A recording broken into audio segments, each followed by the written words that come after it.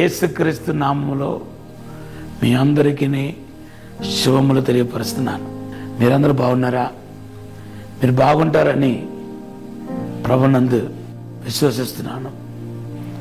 ఒకవేళ ఏమైనా మీకు ప్రాబ్లం, శోధన, కష్టాలు, మనసులో చెప్పుకోలేని సమస్యలతో పోరాడుతూ ఉంటే ఈ దీనదాసుడు మీ కొరకు ఎల్లప్పుడూ ప్రార్థన చేయడానికి సిద్ధంగా ఉన్నాడు. మీ సమస్యలు మాకు తెలియపరచండి. మనం కొన్ని రోజులుగా క్రిస్మస్ సందేశాలని ధ్యానం చేసుకుంటూ వస్తున్నాం. యేసుక్రీస్తు ఒక జన్మము కొన్ని వందల కొలది సందేశాన్ని దేవుని బిడ్డలైన నాలాంటి మీలాంటి వారికి అందిస్తున్నాయి.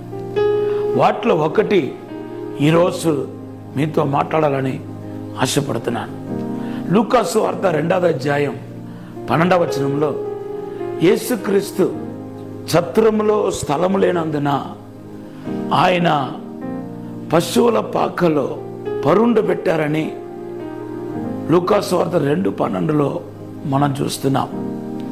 చూడండి, యేసుక్రీస్తు ఈరోజు తండ్రి చిత్తం నెరవేర్చడానికి, దేనైనా స్వీకరించడానికి సిద్ధంగా ఉన్నట్టు మనకు కనపడట్లేదా? మన జీవితంలో దేవుని చిత్తము, దేవుని యొక్క ప్రణాళిక, దేవుని యొక్క ఉద్దేశం ఖచ్చితంగా నెరవేర్చబడాలి. మత్తయి సువార్త 7:21లో ఒక మాట రాయబడి ఉంది.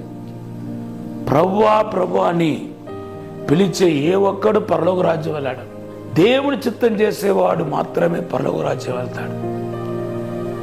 తర్వాత ఇంకొక మాట ఏమని రాయబడి ఉందంటే, నా నామములో దెయ్యాలు వెళ్ళగొట్టాము, రోగులను బాగు చేశాము, చనిపోయిన వారు లేపాము అనే అటువంటి వారిని చూసి, నా తండ్రి చిత్తం చేయలేని వాళ్ళారా, అక్రమం చేయవాళ్ళరా, మీరు నా నుండి తొలగిపోండి అంటున్నారు. దీన్ని వేరేలాగా మాట్లాడే వాళ్ళు కూడా ఉన్నారు. అద్భుతాలు, స్వస్థతలు, దేవుడి చేతుల ఇట్లా కరిస్టమేటిక్ గ్రూప్లో ఉన్న వాళ్ళందరూ దేవుడు తిరస్కరిస్తారని మాట్లాడే వాళ్ళు ఉన్నారు. అది కాదు ఇక్కడ అర్థం. ప్రభువా ప్రభు అని ప్రార్థన, అది ప్రార్థనని చూపిస్తున్నాయి.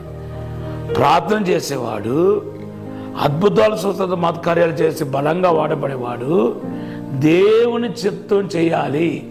ఆ దేవుని చిత్తం చేయకపోతే వాడు చేసే ప్రార్థన వృధా, వాడు చేసిన అద్భుతాలు, సూచక్రియలు, మహత్కార్యాలు వృధా అనే విషయాన్ని ఇక్కడ ప్రభు చెప్పాలని ఆశపడుతున్నాడని మనకు అర్థమవుతుంది.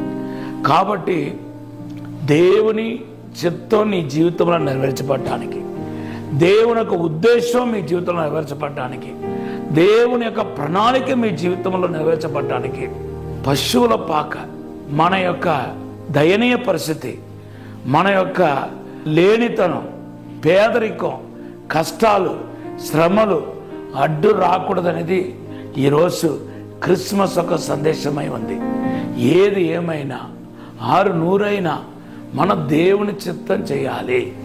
దేవుని ఒక ఉద్దేశం మీ జీవితంలో నెరవేర్చబడాలి.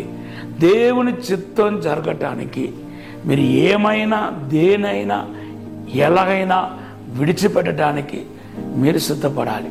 నేను ప్రతిరోజు ఒక ప్రార్థన చేసుకుంటాను, కీర్తన 143:10ని. మీరు కూడా ఈ రోజు నుండి ప్రార్థన చేయండి.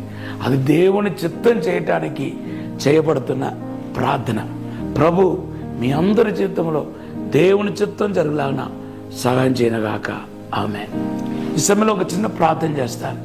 పరిశుద్ధము నమ్మకమైన పరలోక తండ్రి, నా నామములో ఏమడిగినా ఇస్తానన్న ప్రభా, తండ్రి నీ చిత్తం చేయాలన్నా సహాయం చేయండి ప్రభా.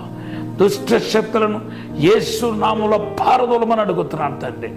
నీ చిత్తం చేయటకు మమ్మల్ని సిద్ధపరచండి, ఆశీర్వదించండి, అద్భుతం జరిగించమని యేసు నామములో అడిగి వేడుకుంటున్నాము తండ్రి. ఆమేన్, ఆమేన్, ఆమేన్.